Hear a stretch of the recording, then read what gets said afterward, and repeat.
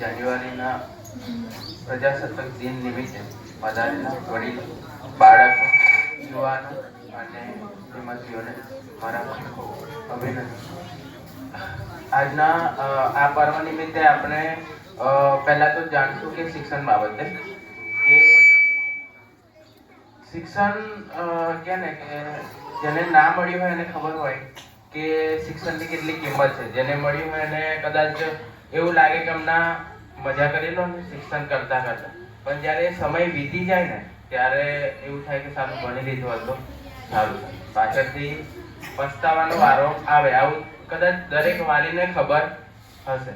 તો કદાચ આપણા લાઈફમાં, આપણા જીવનમાં એવું કદાચ એવું ફીલ થયું હોય કોઈક વખત કે સારું હું ભણ્યો હોત તો સારું થાય. તો એ બાબતે જેવો આપણો અનુભવ છે એવા આપણા બાળકોને ના થાય એની સતત આપણે કાળજી લેતા રહીએ. કેમ કે શંકરપુરા પ્રાથમિક શાળાનું શિક્ષણ તો આપણે જોઈએ જ છે, અહીંયાની પ્રવૃત્તિઓ જોઈએ છે, પણ અહીંયાથી જ્યારે બાળક બહાર જાય છે ને ત્યારે આ વાતાવરણ એને મળતું નથી. તો આ વાતાવરણ એને જ્યાં સુધી ભણે ત્યાં સુધી મળી રહે ને એની કાળજી પણ આપણે જ લેવાની છે. કેમ કે શંકરપુરા પ્રાથમિક શાળામાં તો આપણે જોઈએ જ છે દરેક બાળક કદાચ સ્કૂલ ખુલવાની હોય 10:30 વાગે ને તો 9:30 વાગ્યાનું તલપાપડ થતું હોય કે અમારે સ્કૂલે જવાનું છે. કદાચ કોઈ અત્યારના બાળકને આપણે કહીએ કે આજે રજા લેવાની છે તો કે ના તમે જઈ આવો બહાર, મારે નથી રજા લેવી. કેમ કે એનું વાતાવરણ એવું છે.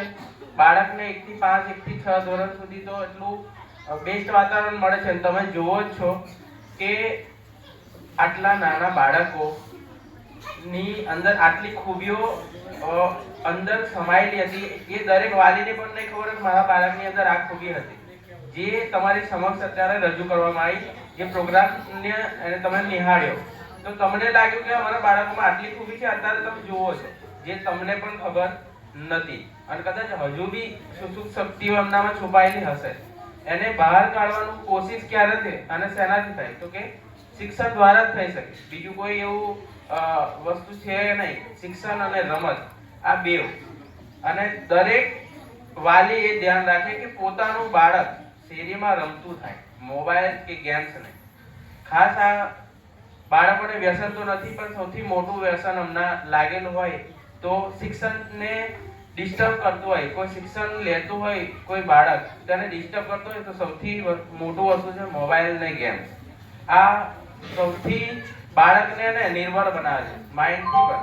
કેમ કે મોબાઈલનો ઉપયોગ જેટલો કરશે ને એનું માઇન્ડ ત્યાં ભણવામાં લાગે નહીં. કેમ કે ડિજિટલાઇઝેશન થયું જાણવું જ જોઈએ, નો ડાઉટ, પણ એ એક બહુ મોટું વ્યસન છે. એ જ રીતે શિક્ષણ બાબતે જોઈએ આપણે વ્યસન પર બી એટલું ધ્યાન આપીશું. દરેક વાલીજન અને દરેક પધારેલા વડીલો, અહીંયાથી જે કંઈ હું બોલું છું એનું કોઈને ખોટું લાગવાની કોઈ એ નથી.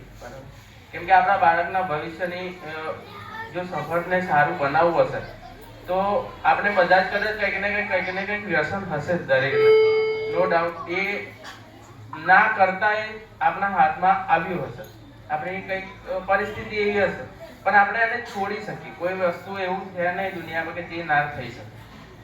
અને આપણા બાળક સામે તો ખરેખર આપણે વ્યસન ના જ કરવું જોઈએ, કેમ કે એનાથી એના પર એક ખરાબ પ્રભાવ પડે છે. તો આપણે આજે બધા ઊભા થઈ જઈશું અને એક શપથ લઈશું વ્યસન મુક્તિ બાબતે.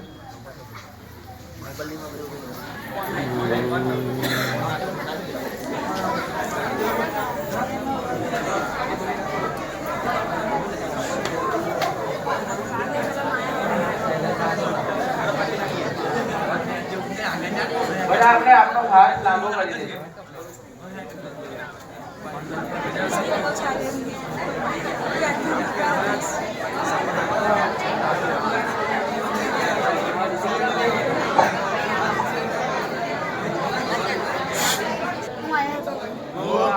દરેક જે પોતાનું નામ લઈશું. હું વિજય આજથી દિલથી પ્રતિજ્ઞા લઉં છું કે મારું જીવન બગાડતી દરેક પ્રકારની વ્યસનથી ધીમે ધીમે પરંતુ પૂરેપૂરું બોલીશું આપણે પૂરેપૂરું મુક્ત થવાનો પ્રયત્ન કરીશ.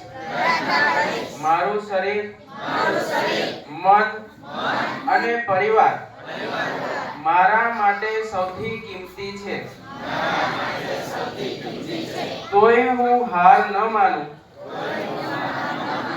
એક પગલું પાછળ જાય તો બે પગલું આગળ વધીશ.